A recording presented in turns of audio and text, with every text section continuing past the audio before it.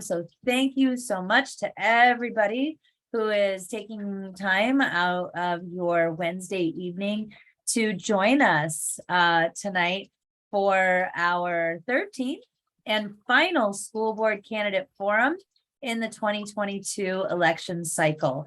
I would also like to wish everybody a happy Earth, Wind, and Fire Day for anyone on this call who observes the 21st of September. I know I do, and I've been listening to Earth, Wind, and Fire all day.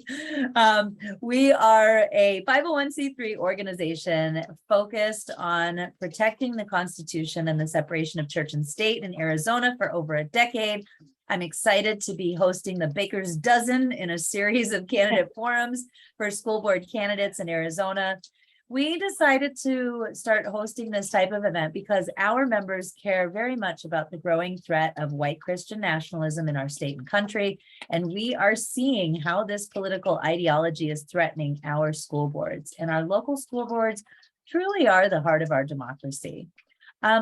Speaking of, I would like to mention that a candidate from the Scottsdale Unified School District Forum that we had back in June or July reached out to us to share that she has now been censured by the Republican Party for participating in our forum. Wow. So like Stephen Richer, who is our Maricopa County recorder, and the outgoing speaker of the AZ House, Rusty Bowers, it does seem that there is one party in this state that does not believe that their members, precinct committee people, and elected officials should be able to exercise their First Amendment right to free speech. So while we are a nonpartisan organization, our mission is to defend the Constitution and uphold the First Amendment. So we know our members will want to hear when either party tries to silence the voice of anyone who disagrees with them, regardless of party affiliation. So, all that to say, I know we probably have some newcomers here, and if our mission is something that you care deeply about, we ask you to consider becoming a member of our organization, becoming a monthly donor of our organization, or volunteering for the various events throughout the state. Or better yet, you can do all three. We can also guide you through the Request to Speak or RTS app so that you can engage with your elected officials at the Arizona legislature when you sign up for our action alerts. Holy cow, that is just 3 months away, if you can believe it. I feel like we just finished the 2022 session and we're about to gear up for 2023. I also want to bring up the fact that we do have these I Read Banned Books shirts that are now on sale. It is National Banned Book Week, and we are facing a time in 2022, if you can believe it, where people are seriously wanting to ban books. So we have a little sale going on. I mailed off some t-shirts today. I hope that you show people when you're walking about on the streets how much you care about reading banned books. I love literature and I hope you do too. But tonight, let's go ahead and get started. We have 3 candidates who are from the Catalina Foothills. Oh, shoot. You know what, Lindsay, real quick before I do this, because I want to go ahead and also let folks know, aside from the t-shirts, that we do have some great events coming up. Tomorrow night, in fact, we have the second in the series of a program that we're calling Fixing the Framers' Failures. It's the 13th, 14th, and 15th Amendments in America's New Birth of Freedom. This is with Robert McWhorter, and it is, again, session 2. He's going to be talking about the 13th Amendment. Probably many of you have seen the show, The 13th, on Netflix, which is a great show that talks about kind of the extension of slavery in the United States. On Friday, in 2 days, we will have Dr. William Horn, who is author to a piece called Christian Nationalism as the New Jim Crow. Really ties in with what Robert McWhorter is going to be talking about. And then next week, we are switching gears from our school board candidate forums to statewide candidate forums. And we will have our Arizona Superintendent of Public Instruction candidate forum. We have heard back from Superintendent Kathy Hoffman. We have not heard back from candidate Horn. So we hope to see you at that event. Yeah, if you like that kind of programming, please make sure you go to secularaz.org and support the work of our organization. But tonight, again, let's go back to it. We have 3 candidates. There are 2 Amy's and a Gina. So I will do my best to refer to you as both your first and last name. We have Amy Bola. Am I saying that right?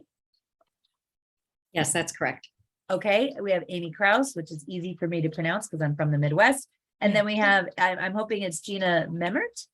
That's good. Yes. Well done. Okay. All right. Great. Okay. So the way that this is going to work is that we are going to allow you to introduce yourselves. Please take 3 minutes. Every question after that will have 2 minutes. I will start alphabetically. So that means Amy Bola is going to go first, and then we'll go with the second person alphabetically and so on. And if I make a mistake, which I'm prone to do, please let me know. But for now, Amy Bola, please go ahead and take 3 minutes to introduce yourself to the folks who are attending tonight. Okay, thank you so much. So I'm Amy Bola, and I am a proud product of Arizona Public Schools. I grew up in the Phoenix area and went to Saguaro High School. I'm a former public school teacher, and I'm a parent to 2 graduated public school students. As a matter of fact, I just became an empty nester last week, so it's very recent. And I'm so honored for the opportunity to run for re-election to the Catalina Foothills District 16 School Board. I really feel like we're fortunate to be part of this community. Catalina Foothills is a small community. We have just over 5,000 students, but our community as a whole, which is much bigger than, those 5,000 students and their families. It's just a community that is willing to support public education and has a long history of supporting our schools and our district. Both my children went to District 16 from kindergarten through their graduations. And my youngest, as I said, just left the nest. And I just, I feel really good about how they've been prepared by CFSD to start college for both of them, and then just their life, wherever it may take them beyond that. I feel like they had amazing, highly qualified teachers who inspired them to be independent thinkers, to fail, to persevere, to excel, really be the best versions of themselves, and to treat others with respect and kindness, which is a core value of our district. I first got involved in the school board very organically. I have a passion for public education, and that transcended leaving the classroom to stay at home with my kids. And I volunteered for a long time in the schools, but I really, I feel strongly that all students in the district should have the same opportunities that my children have. And I want to see that history of a strong District 16 continued. As a board, we have a history of working collaboratively to ensure our district is well run, which is really the main tenet of school boardsmanship. And we strive to put students and teachers first in every decision we make. Just a little bit about professionally, I mentioned I was a teacher. I taught math and science for 11 years at the middle school level and survived. And I hold both a BA and a master's degree in education with the middle school endorsement.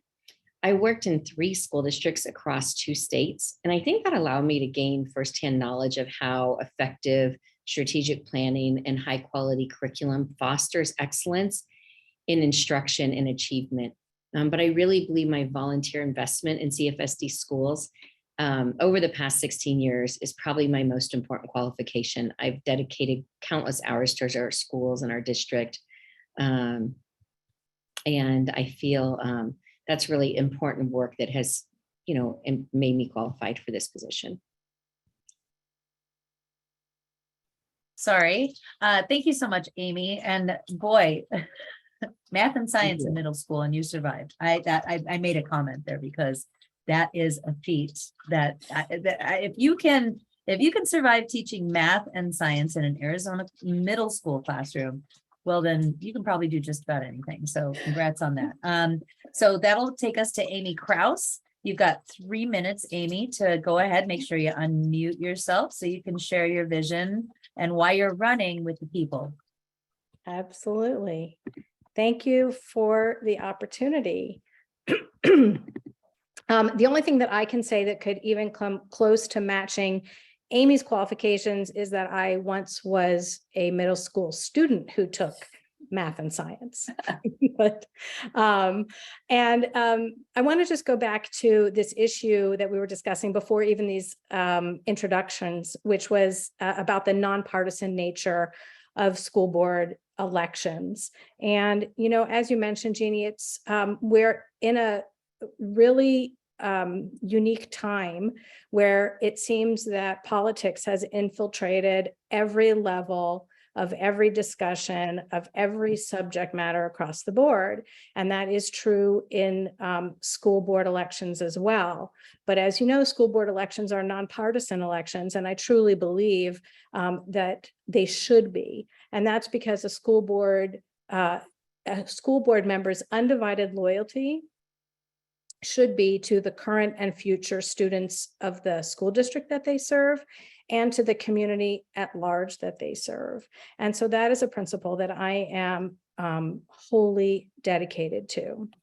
I have been continuously engaged with Foothills School District for the past 18 years, which is when my older son started going to Manzanita Elementary School. And at that time, I was able to volunteer in his classroom because I'm an attorney and I began working from home. So I have to tell you a little bit about my legal practice. I've practiced in criminal law my entire career, which has been the past 30 years. Most of that has been as a criminal defense attorney. I did also work as a federal prosecutor for 8 years in the U.S. Attorney's Office. I have to say, I have to plug Bob McWhorter because I know Bob, I've worked with him. He's an incredible scholar. So anyone who's going to be attending your event with him tomorrow night will really gain a lot from hearing from Bob. But in any event, because I was working from home, I was able to dedicate a lot of time in my kids' classrooms. And aside from being a student of public schools, as a matter of fact, myself, I don't have a teaching background. I went to school. I went to public schools here in Tucson. I went to the University of Arizona. I have a degree in women's studies, a Bachelor of Arts. And then I went to Tulane Law School in New Orleans. And I came back to Tucson to practice law. So my first experience as an adult watching teachers was in the classroom. And I was blown away by what my kids' teachers were doing, how they were doing it, how they were inspiring kids, how they were, their creativity. At a parent-teacher conference when my son was in first grade, the teacher said, he has a strong sense of justice. And Amy, I'm going to have to stop you there Okay, because I want to be sure. fair. But sure, absolutely. I do appreciate your narrative. I'm terrible at cutting people off, but It's I'll okay. get better. I'll get Yeah. around to other stuff. No problem. I want to give Gina time as well. Okay. And with that, Gina, if you could go ahead and introduce yourself and talk about in 3 minutes why you decided to run for Catalina Foothills. Is it Catalina Foothills School District or is it a unified school district?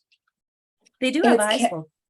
Is Catalina Foothills School District. That's correct. Yeah. Okay. It is got it. unified though. We just tend to drop that off. You dropped the U. Okay. Got it. Okay. And number 16 after, if you really want to do the whole thing. So that's why we Gotcha. sometimes say District 16.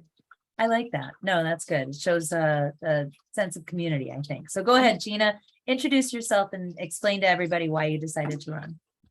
Thanks. I really appreciate that opportunity, Jeannie.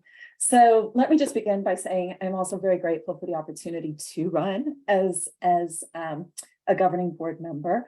Both Amy Krause and Amy Bola are incumbents running for re-election. I'm the new kid on the block.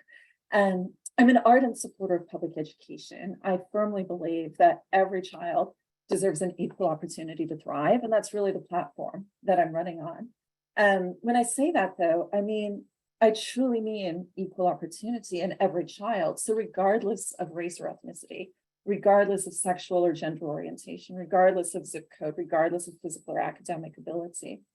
So a little bit about myself. I'm a district mom. I'm a dedicated school volunteer. I'm a marketing executive in the health tech industry. I have a reputation for leading with integrity, leading with empathy, and leading with respect. A lot of that comes from my diverse background. I was born and raised in this country and then spent 20 years of my life living and working across Europe, Middle East, and Africa. And that diverse background then also shapes who my life partner choice. So I'm the wife of an immigrant. I'm the mom of 2 immigrant children who were both born overseas. And we emigrated to this country 13 years ago. Interestingly, we very deliberately chose to live in District 16 because from London, we researched the school districts. And my husband flew over. He visited all of the kindergartens because our oldest son was going into kindergarten at the time. And he came back home and he said, we can go to any of the kindergartens in District 16 and our children are going to have a phenomenal education. 13 years later, we do not regret that decision at all. So our experience, or my experience with CFSD, began when our oldest son started kindergarten, and I became a very active volunteer. During the last 13 years, I volunteered in school, on campus, and I've also led our faculty and family organization, FFO, as we call it. And I'm very proud of the contributions that I've made during this volunteerism. Coming on to what this means to my candidacy for the board, I truly believe that my professional and volunteer experience, even as the new kid on the block, positions me very, very well to be a valuable school board member. I very much look forward to fulfilling our mission regarding delivering on the school district's mission, ensuring the resources are in place, continuing to innovate the curriculum, and again, ensuring every student, every teacher, every staff member has that place that they call home and that place where they can thrive. Thank you. Fantastic. All right, so let's go ahead and dig into some of these questions. Now, if you are part of the webinar, or if you are on our Facebook, we will make sure that we monitor any questions that come in, and at a certain point, we will allow for the audience to ask any questions. So if you have something now, feel free to share it. Otherwise, I'm going to go ahead and ask some questions of things that are happening currently in our education system here and throughout the country. So this time, Amy Kraus, you are going to go first. And the first question that I have for you is, what programming and or policies do you hope to bring to the district? So Amy Kraus, what programming or policies do you hope to bring to the district? After that, it'll be Gina, and then after that, it'll be Amy Bola. Thank you. That's a great question. I have 2 interests, specific interests, and one relates to ensuring that our curriculum is constantly innovating. I just recently read a statistic from the World Economic Forum that 85% of the jobs in 2030 do not yet exist. And so I believe it's a core function of a public school to prepare our graduates for what lies beyond their 12 or 13 years with us. And that means they need to know the fundamentals, but they also need to know more than that. They need to know how to think and analyze and gather facts and solve problems and collaborate and have these skills that can take them to places that we don't know what we're preparing them for yet. And I'm proud that our school district currently does that. We have a great track record. We started robotics, for example, in kindergarten. It's part of the curriculum through 12th grade. We're committed to life and career readiness in terms of math programs, engineering programs, computer programming, biodiversity programs, career and technical education. So that is one of my focal points, is to ensure that our curriculum is constantly innovating to meet the needs of our students. Great, thank you so much. And you know what, I want to go ahead and point out, because I didn't do this at the beginning of the program and I apologize for that. I do want to point out that I believe there are 6 candidates that are running in Catalina Foothills District 16. And by the way, one of the things I love about Arizona is your school district number has to do with your incorporation as a district. Here in Phoenix, it's Phoenix Elementary School District 1. And so any district that comes after that, numerically, it's because of when they, establish themselves. So this means that Catalina Foothills is actually an older district. And I do want to point out that there are 3 other candidates. I received an email from Dr. Bart Pemberton, Dr. Grace Jason, I think that's how you say her name, and William Morgan. And they thanked me for the invitation and they said we must respectfully decline. So, the other candidates had an opportunity to show up, and perhaps they had other events, perhaps they had other reasons, but they respectfully declined the invitation. So I just wanted to point that out. So thanks to the 3 of you for showing up. And that means, Gina, you get 2 minutes to go ahead and share with everybody what programming or policies would you like to bring to the district. Great. Thank you so much for that, Jeannie. So I'm a strong LGBTQIA+ ally. So I plan to focus on programming that really supports our LGBTQ+ students, teachers, and staff. Especially now, because the legislature is actively impacting that community.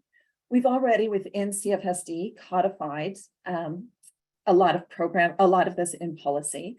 For example, our anti-discrimination policies for students as well as employees include gender identity and sexual harassment.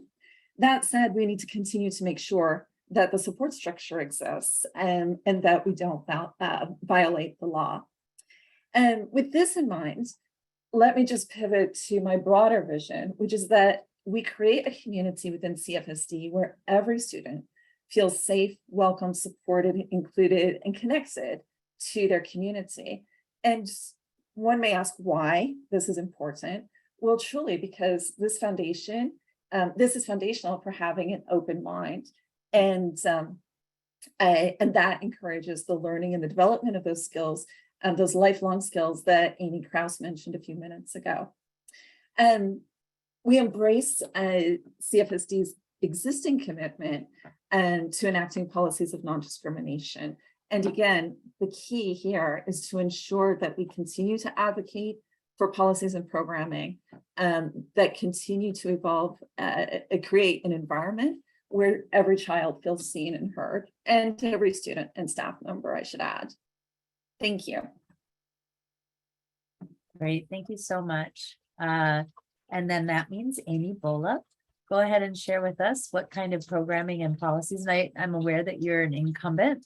So if you want to talk about the growth or the continuation of the policies and programming, please by all means do that as well.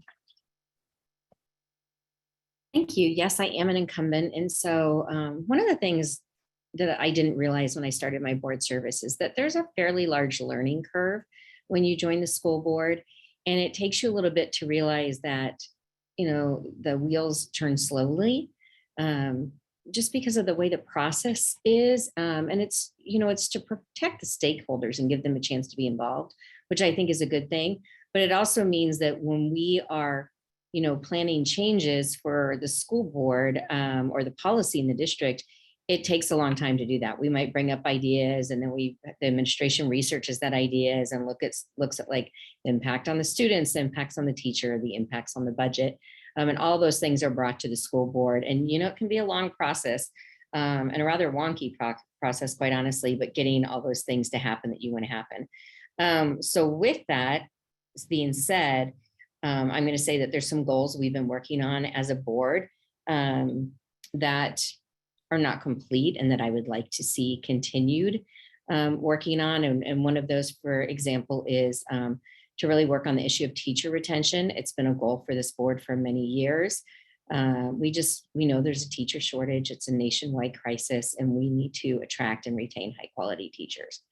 So the way we are trying to retain our current educators has been just really prioritizing the climate at each school and the workload of the teachers. And as you can imagine, there's limited things we can do in an underfunded school district, as all districts in Arizona are. And so, we make sure that we're paying them as much as we possibly can. We are making sure that we are investing in them and doing anything we can to treat them as the professionals as they deserve. We also advocate for our students. We make sure that our decisions are close to. Amy, I'm sorry to cut you off right there, but I'm going to try to honor everybody's. equal You're good. time, That time so- goes so quickly. Thank you. It really does, yeah. And I do appreciate what you had to say about the learning curve of being a school board member. It took me a good 1.5 to 2 years to get my sea legs, so to speak. So I appreciate you for bringing that up. All right, next question is going to actually this time go to Gina. So Gina, this question is for you first.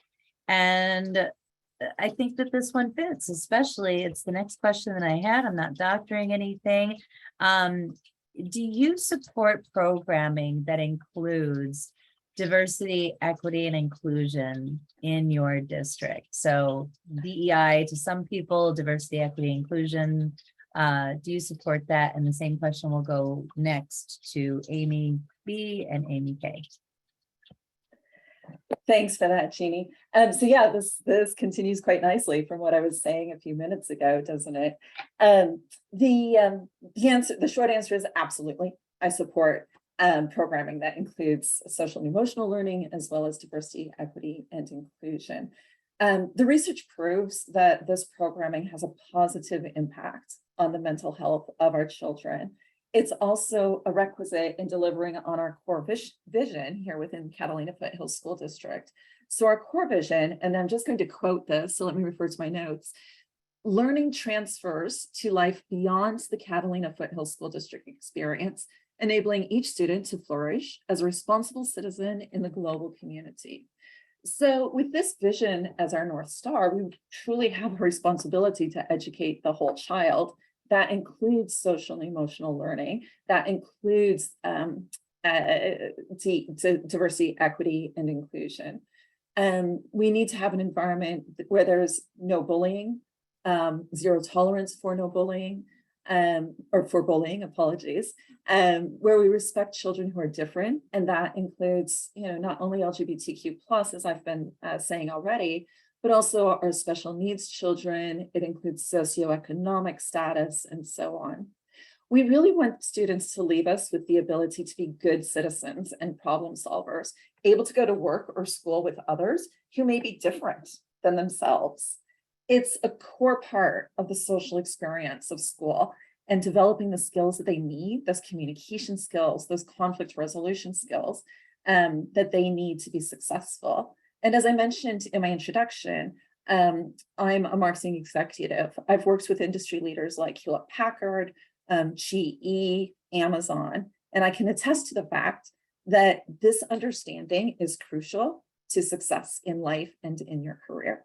Thank you. Great, thank you so much. Yeah, I actually remember attending an NSBA, National School Board Association conference, where they had an executive from Pepsi who was talking about those soft skills, the social emotional skills that so many people are like scared of, like it's boogeyman. But they would get this stellar candidate to apply for a job and not be able to knock it out of the park on the interview part of it, because they just didn't have the ability to connect with other people. So let's see, Amy Bola, you are going to go next. What's your stance? Would you like to bring diversity, equity, and inclusion training to students and staff in the District 16? Yes, absolutely. And as a matter of fact, it's something that we've already been working on. I feel like our staff and our teachers, our administrators are pretty well trained, but our board as a whole has been paying really close attention to the counseling departments. Arizona is inadequate in terms of the amount of counselors we have per student. And we looked at that, and in 2017 started an entire curriculum review for the counseling program. We asked the district to review the program in an effort to improve our counselors' ability to support student needs. I'm sure you know that counselors have many jobs, and a lot of times they have so many jobs that student needs can fall to the wayside just because they have so many tasks they need to do. And so they really looked at that curriculum and, supporting student needs is the first priority. And from the high school level all the way down to our youngest kids. And so as a result of that, the district was able to kind of go look at a 3-tiered approach, which was academic development, social emotional development, and also career development. And that meaning not just college, but any kind of career goals a student may have. So as a direct result of that view, we were able to, and enthusiastic support of the board, by the way, we were able to increase the number of counselors at all our schools and really look at funding and where we could find that because it was so important. And then, on top of that, we just really looked at the curriculum and making sure the counselors were able to provide the curriculum that was needed. And really the sole motivation of our district's counseling department is to provide all students, regardless of their race, national origin, ethnicity, religion, creed, sex, sexual orientation, gender identity, et cetera, with the opportunity for their optimum development. Thank you. So supportive students' needs may sometimes call for the referral of students to outside organizations who specialize in challenges they face, and we also provide those. So, right. Thank you so much. Thank you. And again, I'm terrible at timekeeping. Thankfully, Lindsay always keeps me on track, but I'm terrible at calling people because I like what you have to say. So Amy Kraus, please go ahead and share your ideas about the introduction of DEI, diversity, equity, and inclusion into, the training of your teachers and your students. Yes, and thank you. I think your question was, do I support that? Absolutely, yes. And I concur. I mean, it sounds silly to say, but honestly, I do concur with everything that Gina said in terms of why it's so important and what Amy said about what we're doing. But I will add just a couple of points, which are, first of all, that people who families that have attended our schools and people who know our school district know that we are very high achieving on by many different benchmarks. And I think that part of the reason that that's the case is directly related to what Gina mentioned, the mission, but we also have core values, shared core values that we have adopted and that we refer to whenever we as a board are considering new policies and that sort of thing. And many of the core values align with what we would refer to as social and emotional learning or diversity, equity, and inclusion. Equity is stated specifically as a core value. We also talk about belonging and compassion and responsibility and perseverance and curiosity and integrity. All of those things are important to, as Gina said, educating the whole person. We know that there is a mental health crisis in this country. Teenagers are suffering to a greater degree than ever before from depression. Suicide rates have gone up, and we need to address that as part of social and emotional learning and DEI in our schools. And so, yes, I support every aspect of it. Great, thank you so much. You all are making me that, this is our last school board candidate forum.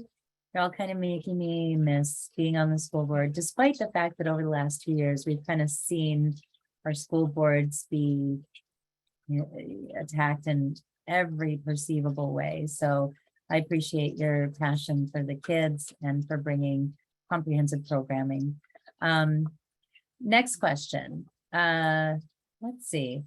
What approach should schools and districts have, since we are kind of on that DEI track? What approach should schools and districts have with regards to student discipline? And this time we are going to go back to Amy first. So Amy Bola, what approach should schools and districts have with regards to student discipline? 2 minutes. Thank you. I couldn't find my unmute button for a minute. So, I personally believe in a few things that, that were used when I was in the classroom and are still being used at several of our elementary schools. I believe all of them actually, which is really a positive behavioral system for younger kids that, rewards good behavior and promotes that, and, works to in a preventative measure, really, so that we're preventing issues that will disrupt classroom time and will be an issue for students. And that really kind of goes hand in hand with something like restorative justice, which is a hot topic right now, but I strongly believe in. But, there's on an elementary size, you might work more on prevention and promoting a good school culture, whereas restorative justice is really more about accountability and self-reflection and kind of dealing with behavior disruptions after they've happened. So I think those two working together are kind of key to create the kind of positive school climate we would like to see. Great, thank you for that succinct answer. And the same question now will go to Amy Kraus. And that question is, what approach should schools and districts have with regards to student discipline? Thank you. So going back for a moment to our shared core values that we have articulated in Foothills School District, one of them is risk-taking. And under the term of risk-taking, we talk about developing an environment where errors and questions are welcomed as opportunities to learn. And I think that applies to the discipline context. Kids will make mistakes. We need to turn those mistakes into learning opportunities where we can. Obviously, we need to keep kids safe in school. There are extreme examples. I don't think you're really asking about the extreme examples. But I have, in my work as a criminal defense lawyer, I have seen firsthand the intersection between lack of student engagement in the classroom and delinquency behavior. So I am very interested in paying attention to school discipline policies to make sure that we are not causing kids to be excluded from schools, disengaged, unwelcomed. Those are the things that I worry about. The kids that really, I think, sometimes need the most assistance. I think we need to figure out, why is this behavior happening? Is there a core reason? Does the child need some resources? Does the family need some resources? That's not to say that discipline should never be imposed or should be imposed in a one-size-fits-all manner. But I think that once you have to create a positive learning environment for all students in the classroom, and when that's disrupted because of an issue that may require the administration to get involved, there has to be a holistic view of an effort to obtain a holistic view. What can we do in this circumstance? Great, thank you so much. So Gina, the same question is going to go to you now. What approach should schools and districts have with regards to student discipline? Thanks, Jeannie. So I totally concur with Amy Bola and Amy Kraus. They've both referred to restorative justice and the need for learning opportunities. So with that said, I would like to suggest that we have the opportunity to embrace some of the most current fact-based models for student discipline. Through this lens, I'd like to double click on that idea, that concept of restorative justice programs. The data shows that that restorative justice works. And here in Tucson, we actually have one of the nation's leading juvenile restorative justice programs. It's called Pima County Teen Court. This is a diversion program for minors who have been arrested and admitted guilt to their crime. And a few things that really set it apart: it involves the youth as well as their parent or guardian. It assigns constructive consequences designed to help the defendant understand why their behavior was wrong and learn from their mistakes and their decisions. So for example, constructive consequences could be a mandatory workshop on substance abuse or a mandatory workshop on anger management. This model with Teen Court, which has been in place, by the way, for I think it's about 20 years, has a recidivism rate of only 11% compared to a national average of 75 to 80% recidivism.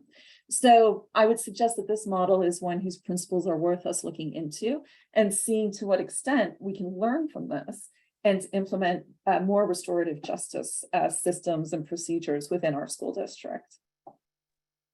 Wow, imagine that, statistics and facts to guide your decisions as school board members. That is lovely. And I think that, you know, because we are an organization that is very much focused on the idea of facts over feelings and ideas, this is one that our members care very deeply about. So I'm going to go ahead and ask the question, what role, if any, should religion play in our public schools? And this time, oh wait, let me make sure I've got this right. Do I have this right? And if I don't, please remind me, but I think we're going to go to Amy Krause next. So Amy, what role, if any, should religion play in our public schools? Sorry, I was unmuting myself. It shouldn't take this long after years of practice with Zoom. So the role of religion in schools should be very limited, and it should be very specific. So in my work, like in your work, I'm very familiar with the Constitution, although the First Amendment isn't really my bailiwick. I'm more in the 4th, 5th, 6th, 7th. I'm a little up there. But the First Amendment, you know, there is an establishment clause and an endorsement clause. I think that we have to allow students and staff to embrace and reflect as they wish to any religion that they want to. I would never want to impede anybody's own expression of their religion. So for instance, in schools, if a student is wearing a hijab or any, you know, kind of religious jewelry or a t-shirt, that has to be tolerated. And lessons in religion are going to be part of everything that we teach. It's a fact of our history, our economy, any, you know, arts education. But what we can't do is endorse a particular religion by we have to preach.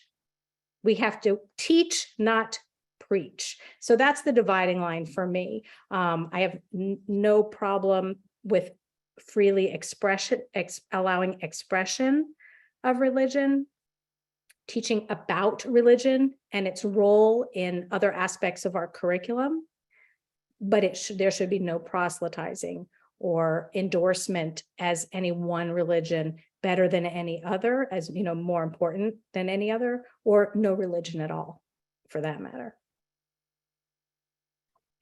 Didn't have to even cut you off or anything. So that means that we are going to go with Gina next. What role, if any, should religion play in our public schools?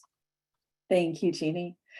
I myself was educated in a private Catholic school for 12 years. So I have strong personal opinions on the separation of church and state. It's one of the reasons why I'm such an advocate for public education, and it's why our own children go to public schools. I've also spent much of my early adulthood working and living in countries struggling with the fallout of the intersection between church and state. I covered the first Gulf War as a rookie newspaper reporter. I lived in Prague for 2 years just after the Velvet Revolution. I lived in Belfast during the Troubles and the Easter ceasefire. What this life experience has taught me is that church and state cannot be separated, meaning that religion and politics are inextricably linked. Religion has been a very, very powerful force throughout the course of history. So with that experience, I do support including religion in the context of teaching the curriculum. If students don't know about religion, they won't be able to understand culture or history. By understanding where people are coming from, students will be able to better understand their fellow human beings and hopefully lead to more respect and more understanding. But to be crystal clear, I support the study of religion as a component of historical, political, and cultural learning. I do not support promoting or endorsing. This does not have a place in public school. Thank you. Great. And so same question to you, Amy Bola. What role, if any, should religion play in our public schools? So I think Amy and Gina both covered this pretty well, but I'll just expound a little. I think it's impossible to have a really robust curriculum without teaching about religion and its intersection with historical events. I know both of them said this, but whether it's the founding of our nation or anything at all to do with Western civilization or the Renaissance period, religion has had an impact and should be included from a factual basis. I remember when, my kids were young, I took them to the Musical Instrument Museum in Phoenix, a favorite place of mine. But what you quickly learn when you go through that and that incredibly immersive experience is that the very role of music and musical instruments, in fact, often come from religion. So, a good example of this is in CFSD, we have an award-winning K-12 arts curriculum. We have choir, strings, jazz, steel drum, theater and fine arts, music education, a nationally recognized marching band. And all of this it's really important to our district and we pride ourselves on it. But because of the intersection with music and religion, I know that individual pieces and movements may be religious in nature. And I think that's okay, but I think the line has to be drawn and maintained, that teaching about religion rather than promoting any particular religion is a line which can't be crossed. It's never appropriate in a public school for promotion of religion.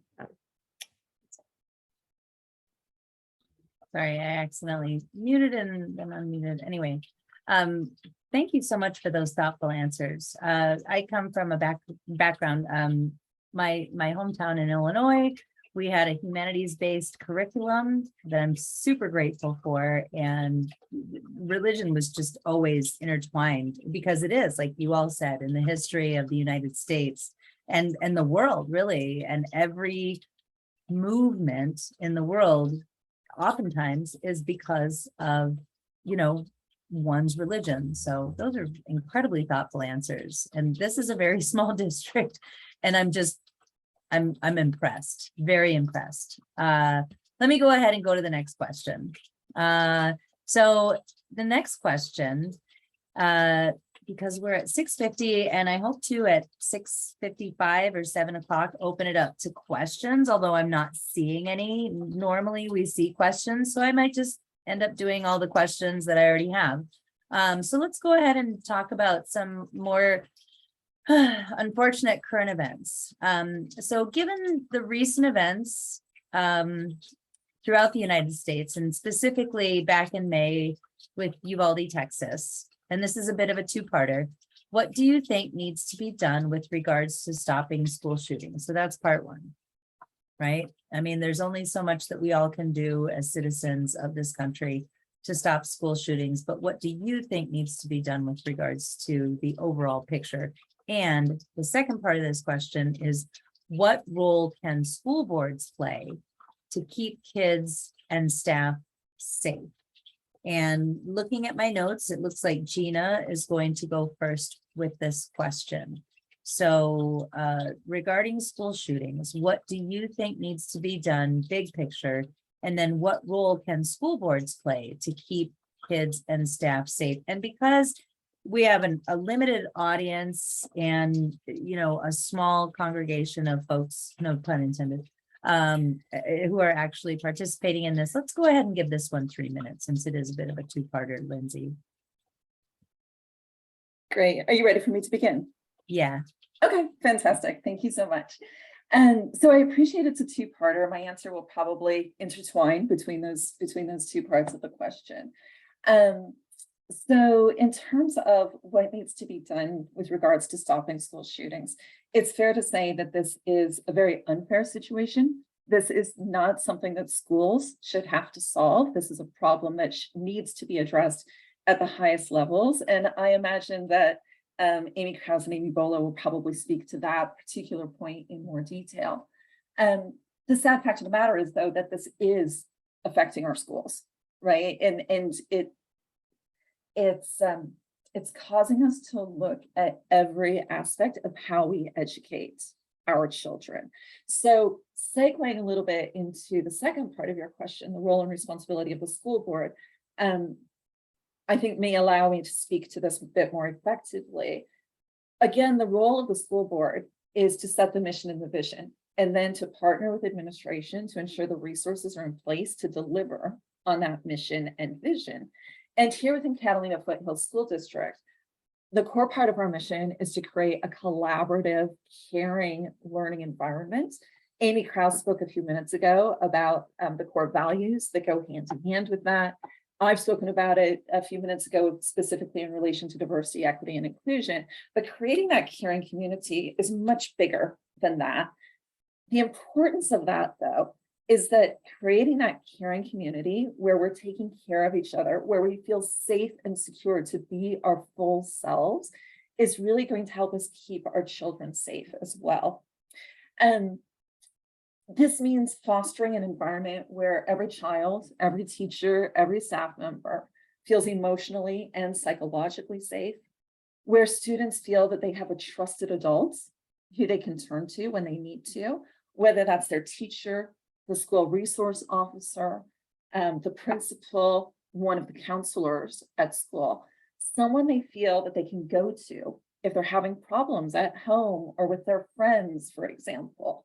And so to this end, it's really important for us to foster an inclusive environment.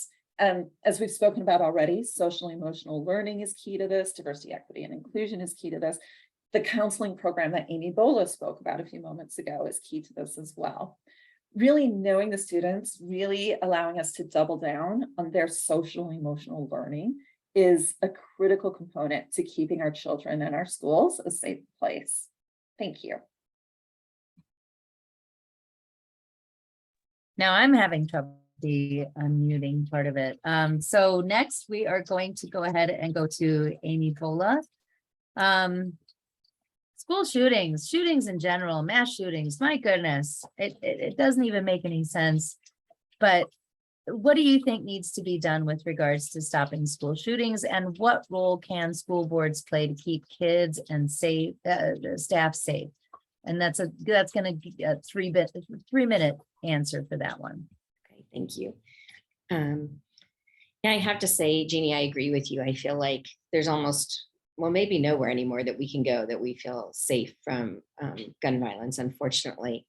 And it makes me sad that's part of what our kids have to live with. And, you know, if you talk to teenagers, they will tell you it's on their mind. And that presents a fine line, I think, for schools. And you don't want our students to live in fear, but they also need to be prepared to deal with anything that comes their way. On the fear issue, I think it's a little misguided for people to call for armed guards at every school. I think that probably increases the fear level of our students. And it also doesn't really show an understanding of how maybe our school days work. You know, I'll speak as a teacher, but really as a parent here, when you say, if you go to our high school, my kids were there between them 6 years, and I do not have, I mean, I know where like house 1 and house 2 are, but I don't have a really good idea of the layout of our campus, because it's 50 acres and there's 1,900 students moving around, you know, between classes and, you know, at lunchtime, and there's just constant movement. And I think bringing in armed personnel is not necessarily going to understate, you know, it's not going to help with that. I do think school resource officers can be helpful. They are armed, but they're part of the school community. So they get to know the students. They have a relationship with the staff, and, you know, in a perfect situation, if you have a good SRO, they really are there to support students, and they build a relationship with them, which, you know, Gina kind of touched on this, but really is important to creating that safe environment where students know they have somewhere they can go, another adult they can go to if there's an issue, or if they're worried about something or see a social media post. But, you know, hopefully they have people that they can talk to, and the SRO being one of those. But they also know the school itself, where the buildings are, who the teachers are, who teaches in what building. So having a working knowledge of that layout, I think, is important, They know where the exits are. We recently had our SRO speak at our family faculty organization, which most people call that a PTA, but in our district, it's an FFO. So I'm cheating a little here because I just saw this meeting like 2 weeks ago or less than that. But as school board members, we often go to those meetings because it helps us keep like a pulse on what's going on in our schools. And so she was talking about, you know, how she already knows where all the exits are. Like as soon as she walks into a room, and she's training the teachers to do the same. Like when you take your kids to the library, do you know where they enter, where they enter, where they exit, just things to think about, which are good for our teachers to know. And then training our kids how to respond in an emergency as well. You know, I have to say on a little lighter note, most of our emergencies at our schools are related to bobcats and rattlesnakes and wildlife on campus. You know, even that we hear, if we go to an FFO meeting, we hear, oh, our parents don't feel the communication is what it needs to be. They get worried because they see this, you know, alert and it turns out it's a bobcat or whatever. So, you know, there are two things. I'm sorry, Amy, to finish your thought. Okay, I was just going to say, because you referenced Uvalde, you know, it's just, they had a ton of armed people there who still couldn't act. And much of that could have been because they really didn't know the school. So I think that's, you know, how I'll wrap that up is just, it's important that everybody's involved and trained. I think that's probably a fair assessment. Yeah, thank you so much. And then Amy, same question to you. And I'll repeat it because it's been a minute. What do you think needs to be done, big picture, with regards to stopping school shootings? And what role can school boards play to keep kids and staff safe? So Gina and Amy covered a lot of ground, and I really want to avoid duplicating their answers. So I'm going to take a little bit of a different approach. I'm going to first start with, what role do school boards play in keeping students safe? I think it's probably the most important mission of the school board, is to ensure that there are policies and procedures in place to keep our children safe. I agree with Gina.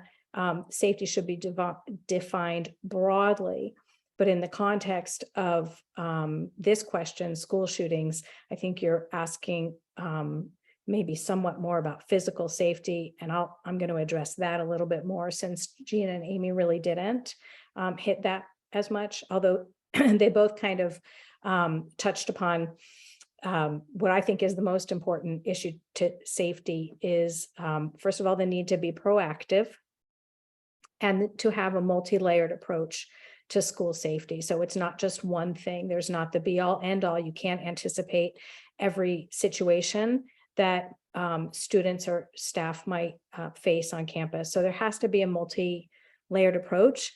And that means having emergency operations plans in place and emergency response teams in place. We have those in Foothills School District, and that's school by school. There's specific safety protocols that are in place for different types of emergencies, and those are broken down into emergencies that will require evacuation or lockdown or a shelter in place.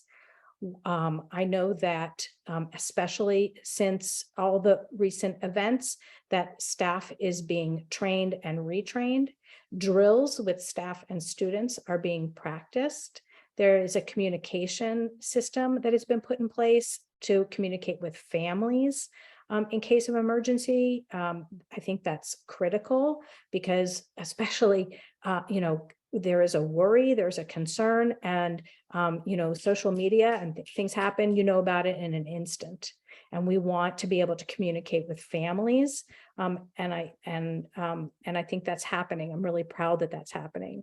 I'm also very proud that Foothills School District has been very, very fortunate for many years to have the community support in the way of passing bonds and overrides. And these have provided critical funds to do things that I think are now recognized universally as a very important steps to secure student safety while they're at school. And we've had these things for many years. For example, a single point of entry at each school We have 8 schools and our main district office as well. We have surveillance cameras, for example, and then these emergency response teams and plans. As I said, our school board the school district. I'm gonna have to cut you off there, Yeah, Amy. I'm that's so fine. sorry. No, that's okay. Yep. But again, very, very thorough, very comprehensive answers that I know that people in Catalina Foothills would be interested to hear. So let me go ahead. This is another one that I know that is really important to our members. There used to be a time where I feel like we didn't, even though we probably should have, where we didn't pay attention to what was happening at our state legislative level. Where we all kind of felt some kind of comfort or just assumed that everything that was happening came down from Washington, D.C., but that is not the case, as we're seeing more and more. And so this question, which will be, let's see, let me make sure I have this right. Amy Bola is going to go first with this question. This past legislative session, we saw a number of education/school focused bills become law. Which bill gave you the most concern, and how will you handle its implementation as a board member? So again, I'll repeat it, and we're going to start with Amy Bola. This past legislative session, we saw a number of education or school focused bills become law. Which bill gave you the most concern, and how will you handle its implementation as a board member? So I think that one of the things that bothers me, and this is not just 1 year, but year after year, 30 years at least, is the aggregate spending limit. And just the legislature waiting until so late to give us a budget. And the difference in that, for people don't know, the aggregate expenditure limit, it was, like I said, over 30 years ago, maybe close to 40, was passed by voters as a constitutional amendment. And, it was affecting school district funding and how much schools could, receive. And every single year, the legislature votes to suspend that so that we get the funding that they want to give us. And that's not often until the March 1st deadline. And it's just a huge legislative failure, in my opinion. If they didn't pass that, if they didn't, raise the ceiling on that, it would be a 17% cut to our budget. That's huge for, especially a district, for anyone really, but a district our size. It's $4 million, which is a large part of our budget. And because of that, as a school board member, it really affects how we allocate our funds, knowing that we may not receive that money, and that, we try to keep cuts always away. It's always the first priority. The board and the administrators to keep it as far away from students as possible. But with a $4 million cut, it would be really hard to keep that away from the classroom. And so we're always doing this budgeting. We're like, well, if we get this $4 million, we can add this. But if we don't, we won't be able to do this. So it's almost running 2 budgets, which is an incredible amount of time. So I would like to see them take care of that once and for all. I love that acknowledgement too, because so many of the problems that we face as school board members, as educators, the folks who work on those within those school districts, it is beholden to whatever decision comes down from the legislature. And oftentimes that takes so much time, that the sheer human hours that it takes to, like you said, really estimate 2 separate budgets. Well, here's what's going to happen if they approve the AEL. Here's what's going to happen if they don't. Like, our chief budget officers probably have much more pressing work to do, probably have more grants to find, all kinds of things. So you calling that out, I think that is something that we all need to hear, because when they start talking about how much we spend on administrative costs, so many of those administrative costs come from the dictates that come from our legislature. That's very poignant, very, very important and very timely. So same question is going to go now to Amy Kraus. What bill this past legislative session caused you the most concern, and how will you handle its implementation as a board member? So Jeannie, there's so many options, so many bills we could be talking about. It's very difficult to narrow them down. I think actually that how to implement part of the question is much simpler to answer. We are a public school district. We are obligated to follow the law. We will follow the law. So that's how laws will be implemented. But I have to piggyback among the universe of bills that I would love to talk about. I'm going to piggyback on Amy talking about the budget, because I don't think we can have this conversation without recognizing the voucher expansion, which is meant to decimate public schools. That's what its goal was. That's what it's going to do. It's going to siphon off money from public schools. So, you know, the aggregate expenditure limit is going to affect us in this budget year, but the voucher expansion is going to affect public schools, ours, and every other public school across the state. And it's shameful. It's shameful for a number of reasons. It's not good for our kids, which by Arizona Constitution, we have an obligation to educate. It's not right that the voters had expressed the opposite view by Proposition 305 in 2018. And it is shameful that our legislature has taken an action that is anti-voter, anti-democratic, and anti-kids. So I don't know, if you want me to go on to parental rights, I can do that if I have time. Nobody's actually asking for that question coming from the audience, so you're free. Go ahead, Gina. Same question goes to you. What was the bill that really caused you the most concern, and how would you handle its implementation as a board member? Thanks, Jeannie. I feel like I could just rinse and repeat what Amy Kraus just said. There are so many options. And again, on the implementation side, we're a public school district. We will implement the laws. We will follow the letter of the law. Bills that concern me: voucher expansion, which Amy Kraus spoke about; funding, which Amy Bola spoke about; teacher gag laws. I could go on and on. But the ones that I'll speak to right now have to do with parental involvement. So to be crystal clear, I am a huge advocate of parental involvement in your child's education. Okay, parents can and should step up and lean in to understand what their children are doing, to support them, to introduce themselves to the teachers, to volunteer on campus, to attend FFO and board meetings, on and on and on. But what concerns me about the recent legislation is their intent to violate students' privacy under the guise of parental involvement. So for example, HB 2161, so initially required teachers to disclose private information about their students to the parents. So on the surface, this seems relatively innocuous, right? However, let's not be fooled. The real aim was at LGBTQ plus students. And this bill allows parents to access student records, including counselors' notes, for example. So imagine a scenario where a child feels that the safest adult they can speak with is their school counselor, and they're questioning their gender or their sexual identity. The student really deserves that safe space, right, to share those feelings. And we would hope that every child could go to their parent to have that conversation. But you and I both know that that's not always the case. So that's one example of one of the bills that very much scares me.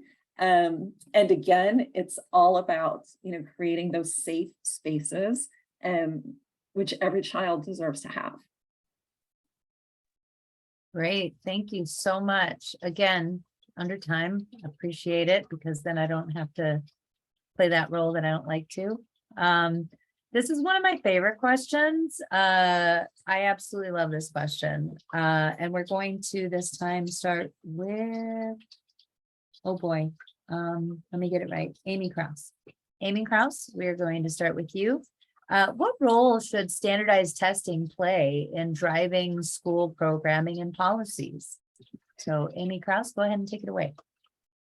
So obviously I'm not I don't have a master's in education, so Amy can probably speak more technically to standardized tests than I can, but I will say that my 8 years on the school board so far, I have had a good preview of what standardized tests should and should not be used for, in my opinion.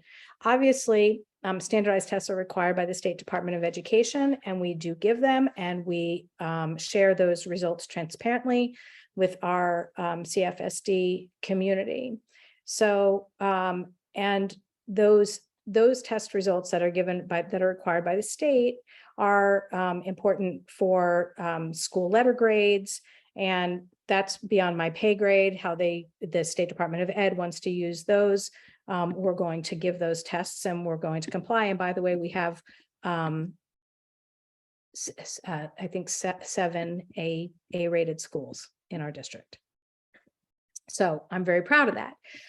But as far as I think the real purpose of testing kids is to determine their growth over time and to be able to assess their achievement. And so therefore, a single test can't do that and shouldn't do that. And so I think school boards, as a school board member, I think we have to be very judicious about creating policy around a single test result or a single benchmark.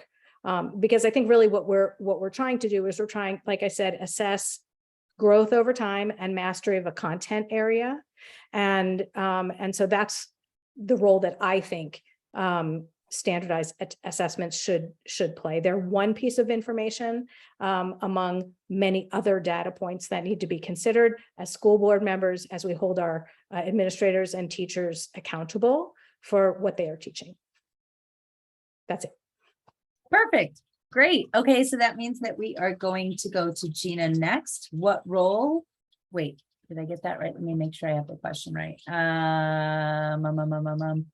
What role should standardized testing play in driving school programming and policies? Thanks, Jeannie. I'd really like to pick up where Amy Kraus left off. She was speaking about how standardized testing has its place. It gives us a snapshot in time, and it can be used to measure growth.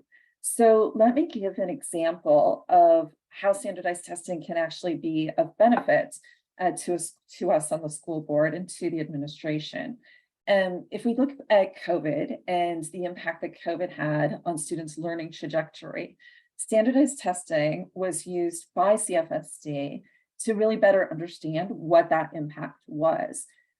We combined that with the input of more than 1,400 parents, teachers, and community members who completed a survey. And collectively, this insight helped determine the best way to use ESSER funds. And ESSER funds, it's a federal program administered through the states, and it's meant to facilitate not only the safe return to in-person schooling, but also relevant here, to work with students to address the learning needs created by the COVID crisis.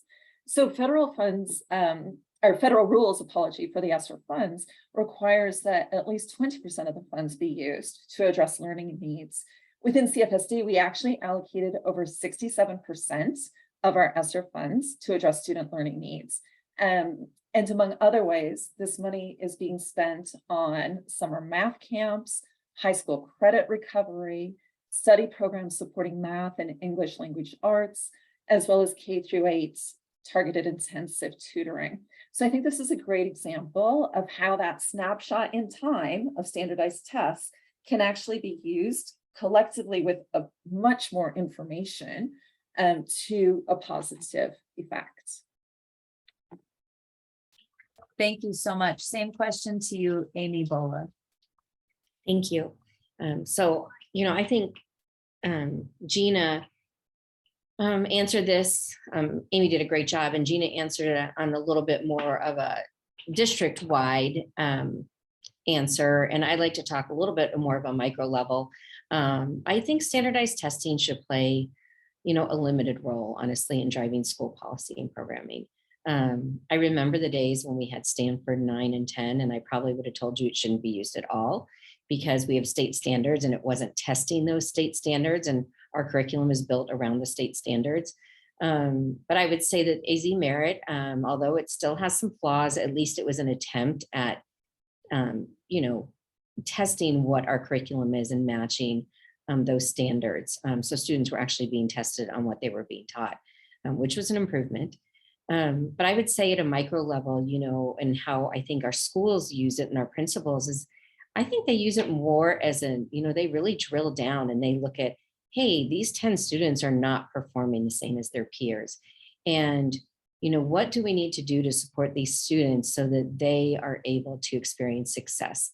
And if they're performing lower than their peers in reading, what type of targeted programming, for instance, can be used to increase their level of reading? So I think it has a use more at that level than it does district-wide. Although, as both Amy and Gina said, yes, the district should use it to measure growth over time and use it as one data point. But I will be honest that I think our teachers place and our district places a lot more weight on our district common assessments, or as everyone in the district knows them as DCAs, because they're in-depth assessments of, don't even say that around our students, by the way. They're like, oh, DCAs, you hear the big groan. But they're tooled to better measure our students' knowledge of the grade level curriculum and what they're supposed to be learning that year, in addition to growth over time. Thank you. And then teachers use that data to focus their teaching to where the learners are, not as just individuals, but as a collective whole. Perfect timing. Yeah, that was great. And it's funny because I grew up in a small town in the Midwest. My sisters and even my parents had some of the same educators because, this was in the 80s for my parents in the 60s. We all knew that Miss Maitland was tough and you needed to mind your P's and Q's in her classroom. And we would take those Stanford 9 tests, right? And I remember being, a kid like excited because we never had that kind of testing, the standardized bubble in the answer. You had to have a, number 2 pencil. It was a whole thing. And then to get the results back, you could see where you were. And the point of it wasn't to punish students or schools or districts. It was a flashlight. Now I feel like our standardized tests have become, a hammer, where we're trying to, instead of shine some light on to like the inequities that exist within our public education system, which was the initial intent of standardized testing. Now it's become this kind of cudgel to punish or reward. And as an educator myself, I don't know that that's the right direction. Given the fact that we have no questions coming in either from Facebook or the community that's here, I want to first of all just say thank you so much for showing up. I think it speaks volumes. We have all kinds of stories coming in about people accepting or rejecting these kind of candidate forums. Here at Secular AZ, we definitely try to make sure that it's not like some kind of gotcha moment. We want to make sure that we are truly nonpartisan and just inviting people to talk, because this is a nonpartisan race and you all are stepping up to do the work that will take anywhere between 5 and 15 hours a week, probably in a volunteer manner. So thank you for that. And I'm going to just go ahead and make the executive decision to close this all out. And that means that we are going to start with, let me get this right. We're going to start with Gina. So Gina, I want you to go ahead and close this out. We're going to take 3 minutes for this. So share with people who are still on this call and watching on Facebook Live, and we will be posting this on our Facebook, on our social media, on our YouTube channel. So if people want to access it later, you absolutely can. But share with people why you are the person, because my understanding, you have, now, let me clarify. Is this 3 4-year seats? Or is there a 2? So I'm confused by that, because normally this midterm election, it's usually only 2 seats, but you all have 3 seats up for re-election. Great. So you folks in Catalina Foothills have 3 votes to give. why, Gina, should the people in Catalina Foothills School District number 16 vote for you? That's a great question. And there are a couple things that I want to cover on that, but remind me, do I have 2 minutes or 3 minutes on this one? Awesome. Okay, 3 minutes. Fantastic. So briefly, why should they vote for me? I hope that over the last hour and 20 minutes together that I've demonstrated my commitment to the district, my track record, my experience, both professional and volunteer, to the, that will make me a fantastic member of the Catalina Foothills School District Governing Board.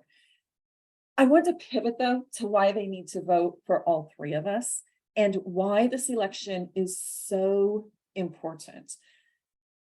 One of the biggest challenges facing our school district is this school board race right now. We have 3 open seats, as you've already said, Jeannie. The 3 of us on this call are running, and we have 3 opponents who declined attending this forum. Our opponents are endorsed by Purple for Parents. Purple for Parents is a spinoff of the Patriot Movement AZ, which has been labeled a hate group by the Southern Poverty Law Center. On their original website, meaning our opponent's original website, they promised to, I quote, abandon diversity, equity, and inclusion. They promised to redirect funds away from open enrollment students, and they made other promises. Since then, they've whitewashed their website and added a statement saying they welcome everyone to CFSD. The expression, can a leopard change its spots, comes to mind.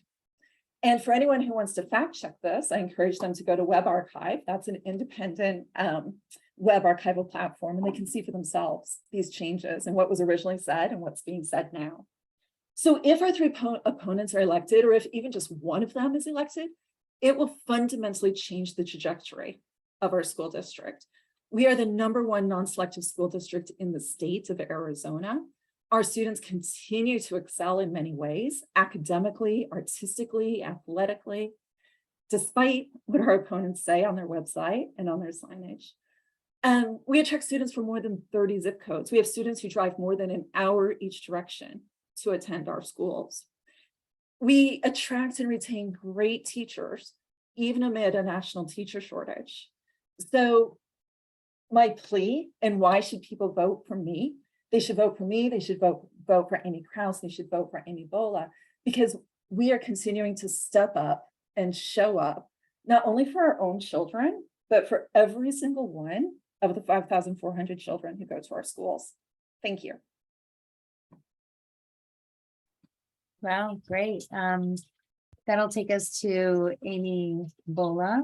So why should the people vote for you, Amy Bola? Thank you, Gina. That was amazing.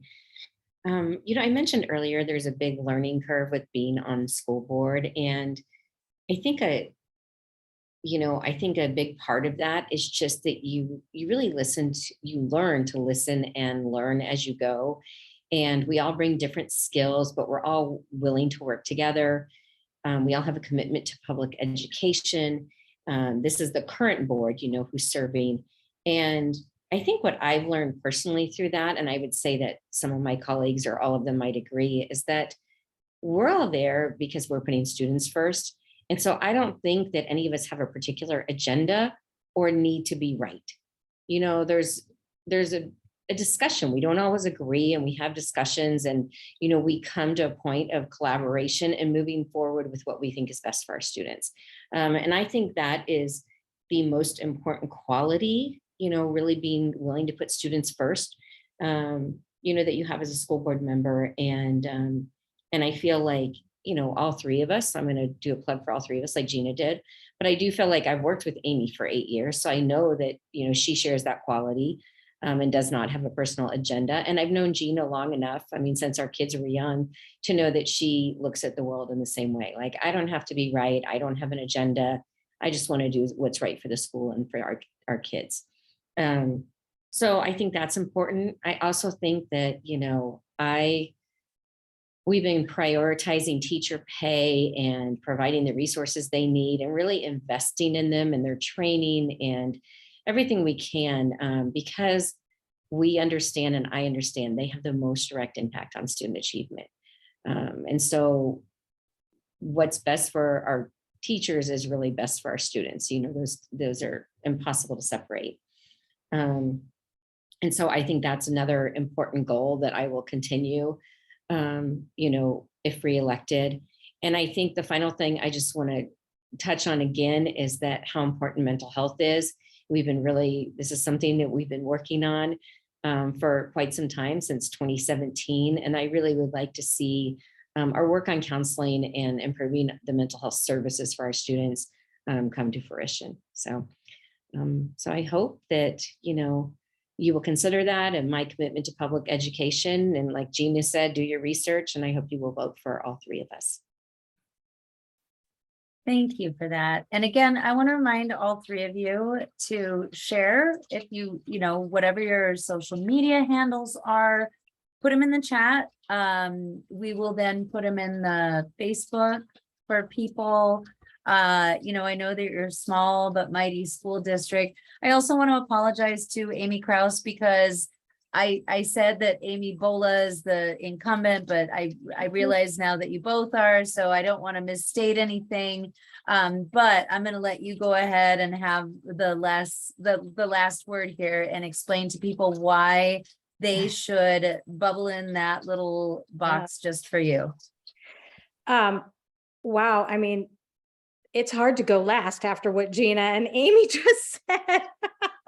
But I'm gonna do my best. So, you know, and truthfully, I had some prepared remarks, and I'm not going to go with them, because I think speaking from the heart is just so much. It's just really who I am. And when I went too long-winded on my introduction. What I was talking about was this like epiphany that I had about teachers and teaching, seeing my kids' teachers in kindergarten and first grade. And I developed a passion for wanting to support these teachers, these incredible teachers. And, you know, so Amy said that we have in our school district, we have focused so hard the last many years on our school climate and our teacher workload and our teacher satisfaction. And that's all because we know that's what matters most. I mean, it's great to be on the school board, but if we're not implementing policies and putting our money where our mouth is, which should be in the classroom and to helping teachers, then we are not ultimately going to help our kids really succeed. And in our place, in my view, success is not just I mean, we have a great graduation rate, a great retention rate, a great, you know, we can say all those skills, but or those data points. But what's really important is, what are our kids doing after they leave our place? Are they able to go out in the world, and can they go on to school, additional schooling, if that's what they want to do? Can they get jobs? But even beyond that, do they know how to solve problems? Do they know where to find facts? Do they know how to differentiate between fact and fiction? And more than that, how are they interacting with other people in the world? Are they tolerant? Are they understanding? Are they compassionate? Are they resilient? Can they learn from their mistakes? Can they move on from their mistakes? These are life skills, and they're all based on the foundation of our public schools. So, you know, when I think about why do I want to serve? Because I feel the passion. I know what the purpose is. And frankly, at this moment in time, public schools are under assault. And we need board members and everybody in the system who is singularly focused on our kids. What do we need to do to keep them excelling? And that's what I'm dedicated to. I'm on the slate because I know that's what Gina's dedicated to and what Amy is dedicated to. And for that reason, I really hope that we have earned the support of voters in Foothills School District. Wow. I mean, you're getting it right here from an attorney who's saying what we need to do with our public schools. I want to thank you so much, because I've really enjoyed over the past 3 or 4 months being able to meet up with school board candidates. We have, I think, 300 something school boards, school districts in the state of Arizona. And it is an absolute labor of love. You know, it is the heart of our democracy. And I think that you all just did a wonderful job. I appreciate all of you for showing up tonight. Again, secularaz.org. If you are, and I'm not saying you, the panelists, but if anybody's so motivated to support the work that we do in bringing these kinds of candidates to you, please support us, secularaz.org/donate. We need all the help we can get. We're a small but mighty organization, but thank you so much. Such a great way to close out our school board series. And I'm so grateful for the member of ours from the Catalina Foothills School District who actually said, hey, I see that you're doing these candidate forums. Why haven't you done Catalina Foothills? What a great way to close this out. Thank you so much for being here tonight. Thank you for giving us the opportunity. Yes, thank you, Jeannie. Yeah, thank you course. so much. Yep. Good luck. Best wishes. Break a leg. There you go.